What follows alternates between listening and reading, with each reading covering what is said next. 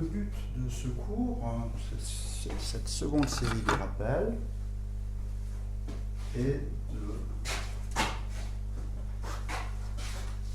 Le but de cette seconde série de rappels est de vous rappeler ce qui est essentiel en intégration. Nous allons maintenant passer une seconde série de rappels concernant la théorie de l'intégration. Nous allons commencer par l'intégrale de Riemann.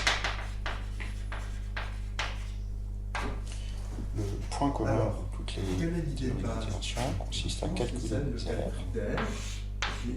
Commençons par rappeler que l'aire est un rectangle de largeur petit l, longueur grand L, l'aire petit l fois grand L. À partir de là, que va-t-on faire? Quand on est sur une fonction f, sur un intervalle rappelé, positif, on va définir l'aire sur la courbe comme étant une sorte intégrale à l'aire sur la courbe, et cette aire va être obtenue en coupant cette courbe en petits rectangles.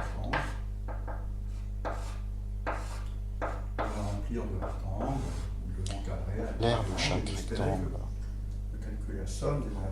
on vient de définir, on va sommer ces aires, et on espère qu'en faisant tendre la largeur de ces rectangles vers 0, on obtient une limite qui sera donc appelée l'intégrale. À partir de là, quand on aura une courbe, une fonction qui n'est plus positive, on va compter de façon positive l'aire au-dessus de l'axe oriental et de façon négative l'aire au-dessus de l'axe oriental. Et puis quand on a une fonction complexe, on va faire ceci par partie réelle et partie logique. Calculer l'aire entre de A à D, c'est calculer l'aire de A à prime, puis de A' à D. Rappelons aussi qu'on a la relation Schall, l'aire entre A et B, c'est l'aire entre A et A', et l'aire entre A', B, ce qui permet de définir les aires des parties positives et négatives, simplement pour l'intégrale. Un peu compliqué. Autre, si f est très oscillante en A, prend toujours la même division. Alors maintenant, pour résumer, on va être un peu plus précis en disant que l'aire c'est de ces petits rectangles. Maintenant, on va faire la somme de ces aires avec une largeur qui est à 0. Pour cela, on va introduire la notion de subdivision. Une subdivision, ça va donner un positif. Le sigma, c'est la subdivision. C'est simplement une suite A0, A1, AN, où A0 c'est A, AN c'est B, et la suite est strictement croissante. A0 est A, est strictement positif A, etc. Strictement positif AN qui est B. Le bas de la subdivision, c'est simplement le pas. On va faire une suite de pas de AI à I+1, et le pas de la subdivision, c'est le plus grand de ces pas. Donc ça va être AI moins 1, le sub sur I avant de 1. Ensuite, une fois qu'on a fait cela, il faut décider qu'est-ce qu'on va avoir. On va avoir AI. On va décider de quelle est la hauteur des rectangles, AI, on va avoir une fonction f, et on a deux possibilités. On a autant de possibilités qu'on veut, on a essentiellement deux. Soit on prend la plus grande, soit on prend la plus petite des valeurs de f sur ces rectangles. Beaucoup de possibilités, on peut décider que c'est la pire hauteur. Plus petite va nous donner un plus petit rectangle qu'on peut mettre sur la courbe, et plus grand va faire quelque chose qui va encadrer la courbe. Et donc on va définir deux sommes de Riemann associées à la subdivision. I moins de f sigma, c'est la somme de I à moins 1 n, de AI moins AI moins 1. Donc ça c'est le petit l, la largeur du rectangle, et sa hauteur va être l'inf de f sur cet intervalle. 1 sur AI moins 1 AI f. On somme tous ces aires. On compte positivement et négativement. On appelle sa somme inférieure, et I plus, c'est exactement la même, avec l'inf remplacé par le sub. Somme égale M de AI moins 1, sub sur AI moins 1, AI de F.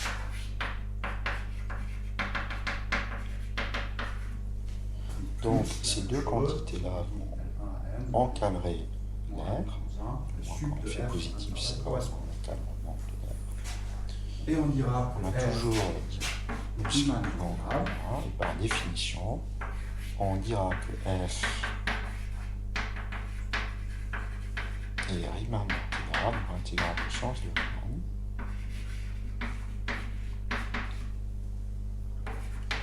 Essentiellement, en gros, I- I plus en limite si commune. Plus précisément, il faut donner le sens à cela. Quand on fait tendre le pas, Donc on va utiliser le pas. vers 0.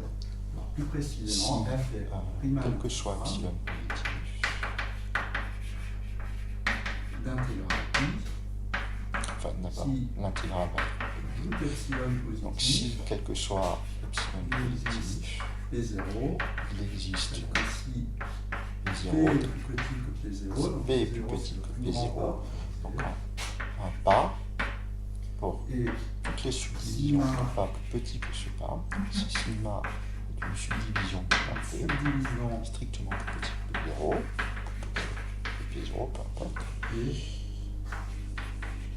Alors, qu'est-ce qui va se passer? I est coincé entre I plus et I I moins va être plus petit que à epsilon près. I moins de F sigma plus epsilon. I va être plus petit que I moins de F sigma plus epsilon, moins évidemment plus petit que I plus, donc c'est plus petit que I plus F sigma, Et dans l'autre sens, et inversement, on veut que I soit plus grand que I plus de F. I va être plus grand que I plus de F sigma epsilon, qui est plus grand que I moins de F sigma moins epsilon. Pour la même raison, plus grand que I moins de F sigma moins epsilon. Comme on a pris la pire meilleure valeur, on pourrait remplacer Plus, on voit que ça l'inf et le sud par n'importe quelle quantité entre les deux. entre I moins de F sigma Par exemple la valeur, ou moins la epsilon, valeur I moins à de F sigma plus epsilon, mais aussi pareil pour les I plus. Donc en ce sens-là, I plus I moins tend vers I, une limite commune qui est I, qui est appelée l'intégrale de F sur AB, et notée comme du I plus I l'intégrale. Le nom de la variable que vous voulez. Alors cette Et à partir définition de est là, compliquée à manipuler, sauf quand F a le bon goût d'être En suffisamment particulier, régulière. Par exemple, si F est continu, si F est continu, vous pouvez prendre n'importe quelle valeur. prendre dedans, n'importe quelle et valeur puis vous F pouvez vous contenter de sur, que prend F sur l'intervalle AI moins 1 régulière. AI. Je vous donne par exemple un chiffre suivant. Par exemple, voir que l'intégrale de A à B Vous faites f tendre x le nombre n c'est la limite quand même tend vers l'infini Quand vous faites tendre le pas P vers 0, de le nombre de pas va alors la subdivision qu'on choisit va être la subdivision régulière. On va couper l'intervalle AB en n morceaux de même taille qui vont donc tous avoir Et par donc, taille B moins 1 sur faire n. tendre le pas vers 0, faire tendre le nombre de pas vers l'infini, c'est la même chose.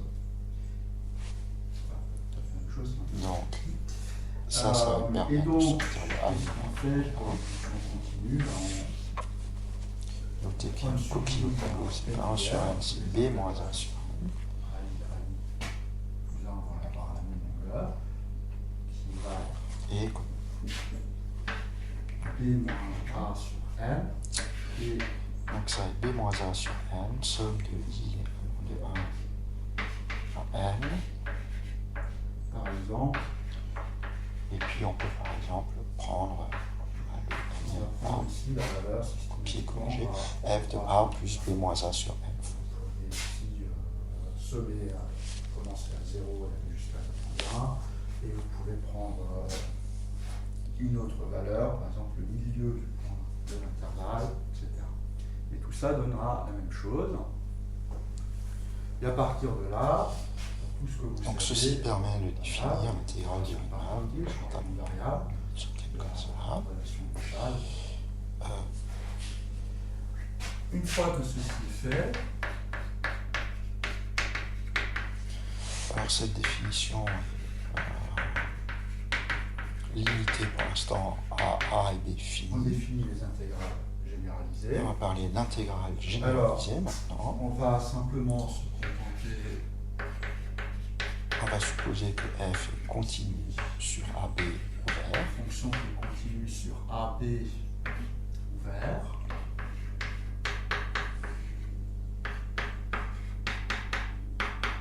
A et B ont maintenant le droit d'être moins l'infini. Et maintenant A ont le droit de valoir moins l'infini. Auquel cas, on n'aura aucun problème pour intégrer entre A et B. Hypothèse de continuité, je vous rappelle qu'on peut toujours utiliser chal, une fonction raisonnable. On coupe l'intervalle au singularité. On coupe son intégrale, le morceau sur lequel la fonction est continue. Donc, qu'est-ce qu'on va dire? On va dire que l'intégrale de A On va finir par morceau. Ce qu'on peut définir, Et à ce moment-là, l'intégrale sur A l'intégrale de alpha et bêta f de t, ça va être la limite des intégrales alpha sur alpha, bêta et f de t et t, où alpha, bêta sont strictement compris entre A et B, exactement, puisque là vous êtes sur l'intervalle de telle sorte que cette intégrale est définie comme nous venons de le faire. continue. Et on va prendre la limite quand on coupe l'alpha, bêta tend vers A. Alpha bêta Attention étant indépendant, alpha tend vers A, indépendamment de la façon bêta tend vers B. Attention, il faut faire attention qu'il n'y ait pas de relation entre alpha et bêta, c'est quelle que soit la façon. Donc ça, c'est la définition de l'intégrale généralisée. Dans son importance. Donc, par définition, là, ceci. Donc c'est une intégrale généralisée, est une limite d'intégrale. Que les choses se passent beaucoup mieux quand f est positif. Je vous rappelle que vous avez Déjà, il y a une raison très simple. Regardons par tentable exemple théorème de comparaison quand la fonction intégrée est positive. Ça devient une fonction croissante. Dans le cas Donc, où en f fonction bêta est positive, seule qu'est-ce qui se façon passe? Cette fonction est croissante en bêta, c'est qu'elle va être plus croissante en alpha, donc c'est la seule façon de diverger tendre vers l'infini. Et donc, positive que si f est positive, si ça, c'est pas le cas, on note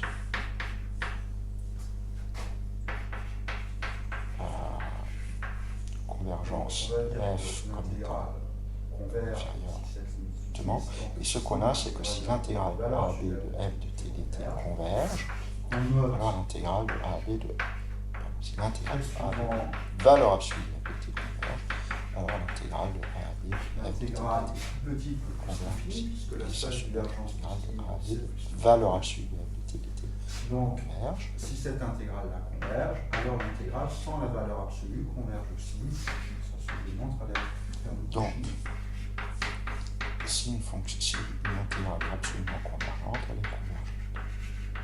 La la réciproque réciproque est bien la évidemment même fausse. chose.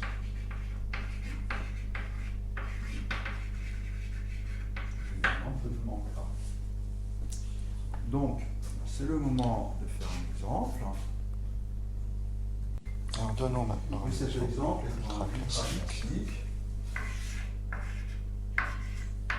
L'intégrale de 0 à plus l'infini de sinus t sur t dt.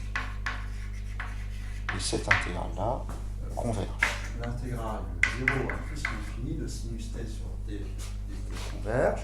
Alors, je voudrais vous mettre La en première regard. chose à faire, Ça, quand on regarde c'est une intégrale une convergence intégrale, est d'identifier voilà, aussi. sinus t sur Et t. ceci n'est pas une intégrale. Alors, l'autre chose, c'est Absolument l'intégrale n'est convergente. pas absolument convergente.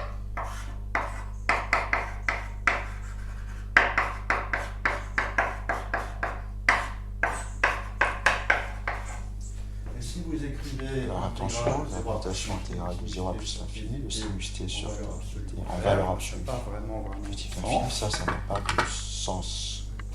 Intégrale strictement plus petit plus infini, ça n'a pas vraiment de sens. D'accord? Quel sens ça aurait? ne peut pas vouloir dire que Ça ça ne veut pas dire que converge. ça converge, ça ne veut pas Ça dire va vouloir dire quelque Je chose comme ça une voudrait dire intégrale de quelque 0 chose comme à une bêta, intégrale de sinus a à t b de sinus t sur sur t. dt et Les t sont bornés.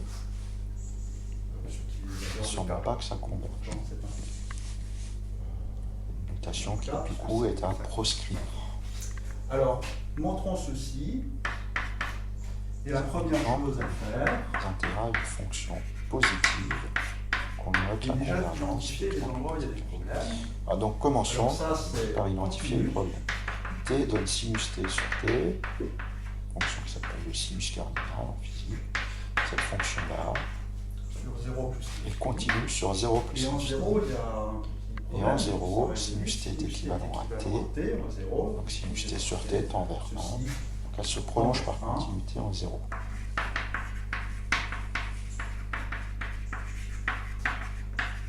En d'autres termes, l'intégrale des étudiants de convergence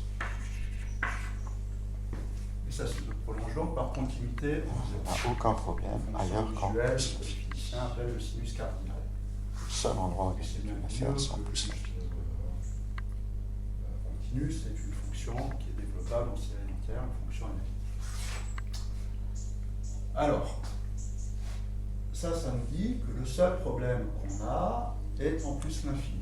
Première chose à faire quand on Et que la convergence en plus l'infini, intégral généralisé, c'est d'identifier les endroits où il y a des problèmes. un sinus t, Maintenant, c'est une voilà, fonction donc en qui est plus l'infini, sinus t sur t est une fonction oscillante. Ce qu'on voit, c'est que sinus t Et donc, est borné. Quand on a des dérives, on va avoir et cosinus qui est borné. ne converge On pas. intègre aussi qui est borné, alors que quand on dérive 1 sur t, on va avoir Par 1 sur contre, t qu'est-ce au qui va carré. se passer? C'est Et donc, que si on va on fait une obtenir, intégration par partie, on va utiliser le théorème de convergence, de comparaison, l'intégrale de 1 sur t convergente à plus l'infini. on va avoir du 1 sur t au carré. C'est simple, consiste à faire une intégration par partie. On va obtenir Il faut la faire de façon prudente. Alors le problème, Pas de c'est que divergence quand en on fait ça, 0. il faut faire attention Une cosinus t sur t au carré. En 0, c'est équivalent à 1 sur t au carré. Dans l'intégrale, Ce qu'on diverge. va faire, c'est qu'on va faire Les possibilités, soit en couple intégral Comme dit, on va à 1, dériver et on fait l'intégration par partie par l'intégrale de 1 à l'infini, soit on y va et directement, on va on fait intégrer l'intégration par partie un peu plus manuelle. On pose u égale 1 sur t, sinus. u prime c'est moins 1 Et sur alors t on au pourrait carré. prendre moins cosinus. V prime Et ça, ce c'est serait sinus pas t, très. et V c'est, alors on va prendre le primitif, moins cosinus t, moins cosinus. et puis on a le choix, on peut rajouter une constante, et donc on va se débrouiller pour prendre la primitive qui s'annule en 0. Donc V, ça va être 1 moins cosinus t. En 0, l'équivalent Donc l'intégration par partie au carré. nous dit que l'intégrale de 0 à plus l'infini Quand on divise par t au carré, on a une fonction qui se prolonge par est continuité. égale à. donc ça, Alors c'est l'intégration par partie, U on V', utilise l'intégrale de 0 à plus l'infini sinus t sur t de t, égale au terme tout intégré, donc 1 moins cosinus t sur t au carré, qu'on prend entre 0 et plus l'infini. Il va falloir vérifier que cette quantité-là est bien définie. Donc, un moins ici avec l'intégration par partie. Moins Ici. Plus 1 moins cosinus t. moins plus, intégrale de 0 à plus l'infini. Ici, moins Bon, cosinus maintenant, t qu'est-ce sur qui t, se passe? On va rectifier ceci. moins plus, En 0, intégrale de 0 à 1 plus moins l'infini, 1 moins cos t Et sur de t au carré l'ordre dt. de t. 1 moins cos t en 0 2, est équivalent à t au carré, divisé par t. t sur 2 en 0. Et On donc, obtient ça va T, tendre à 0. un grand taux de t Et en en 0, plus ça l'infini, tend vers 0, et en plus l'infini, 1 moins cos t est borné, on divise par t, ça tend vers 0. Divisé par t, Donc ça le va terme tendre tout vers intégré 0. est bien défini et Donc vaut ceci 0. est égal à 0. Donc, Ce qui justifie les deux intégrales sont de même nature. l'intégration L'intégrale de 0 à dans l'infini le sinus sens t que sur cette t, intégrale-là, et l'intégrale vont être 0 à l'infini simultanément de convergentes 1 ou simultanément divergentes. cos t Et sur t au maintenant, carré. qu'est-ce qu'on remarque? Et ça justifie qu'on a On remarque que 1 moins cosinus t Maintenant, sur t 1 au moins carré cos t sur t au est carré continue sur 0 plus l'infini ouvert donc, en pour les mêmes 0 et se raisons prolonge par qu'on vient continuité en de 0. dire à l'instant, 1 moins cosinus t, c'est t au carré sur 2 au voisinage de 0 divisé par t au carré. Donc c'est quoi 1/2, donc ça se prolonge par Au continuité développement limité en 0. en 0. Donc c'est une fonction continue sur 0 plus l'infini. Et en plus l'infini, Et en plus, l'infini, c'est un grand taux de 1 sur t au carré. L'intégrale de l'infini de 1 sur t au carré converge, positif, et donc l'intégrale de 1 moins cos t sur t au carré est absolument convergente. L'intégrale de ceci va être absolument convergente. Théorème de comparaison.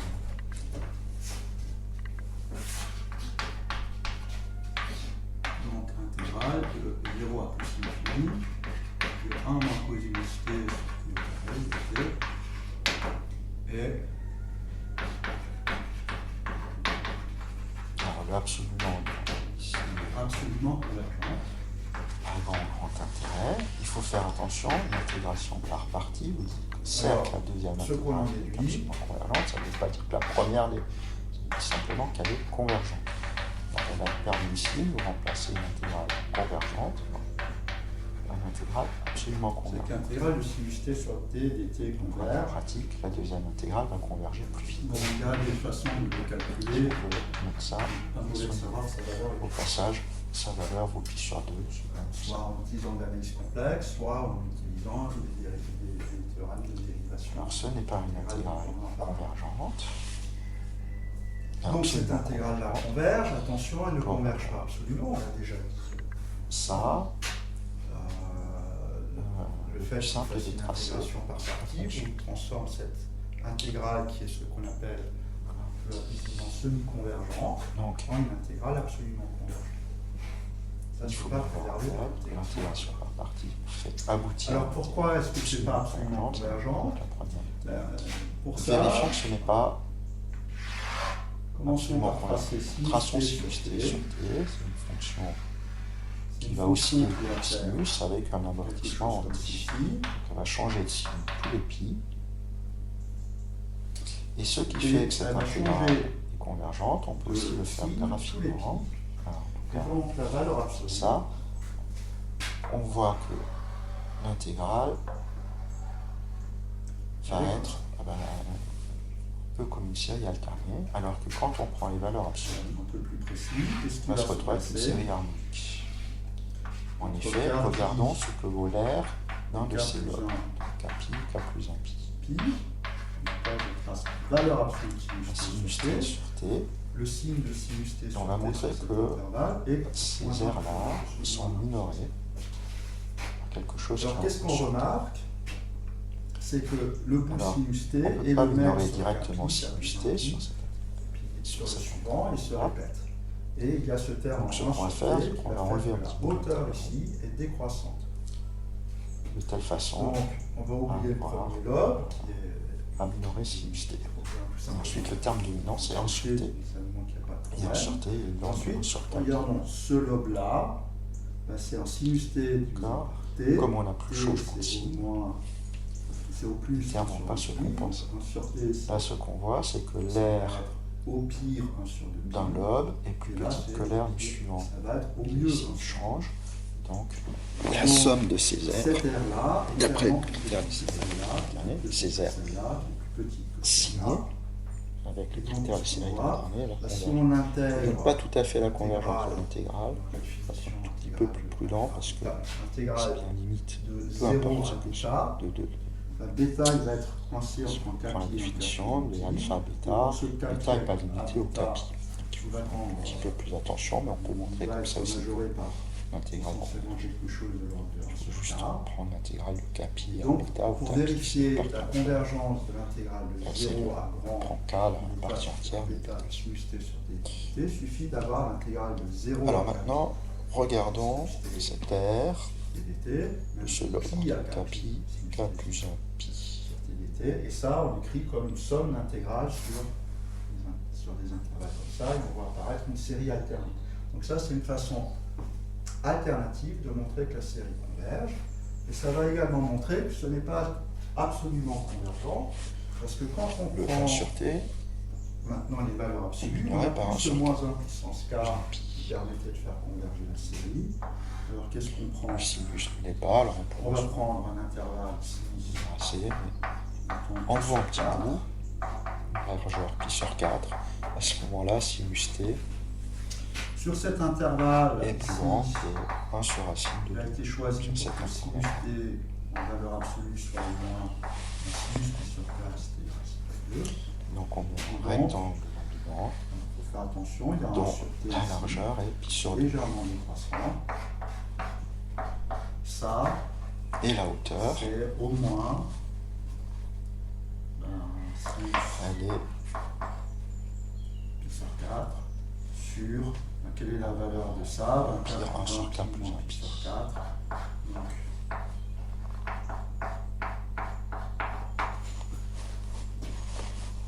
vous allez avoir au moins k plus 1 pi. Et maintenant, si on somme sur cet intervalle-là, en rouge, il vaut les au moins aires de ces racine de 2 rectangles sur 2 qui vont sur k être plus 1 pi.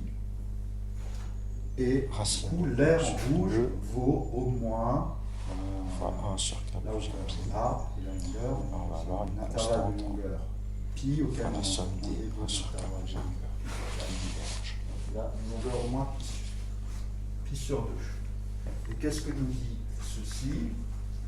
Il nous dit que l'intégrale Intégrale de 0 0 à grand K k pi et sinus t sinus t sur t en valeur absolue t. est plus grand. Ça, c'est une somme d'intégrale Alors c'est plus simple de k plus 1 pi. Ça, c'est une somme d'intégrale sur Grand K, donc c'est pareil, c'est plus grand que l'intégrale sur la 4 somme de pi k allant de 0 On va sommer le k à grand K, de 0 à grand K.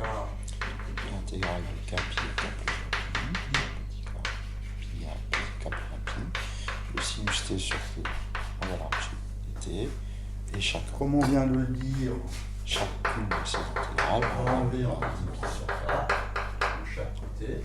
Et maintenant, ça nous. Quel est le but de ceci? Ça nous permet de minorer le sinus t. La racine ce de petit 2 sur beau 2. morceau de pi sur k. Donc ça enlève le sinus t. Ça va nous donner Le 1 sur t est l'annulation racine minoré de par 2 sur 1 2 sur k plus plus 1 1. pi sur k qui est la longueur de l'intervalle, Pi. somme de k allant de 0 à grand K, de 1 sur k plus 1 Et il nous reste la longueur de l'intégrale.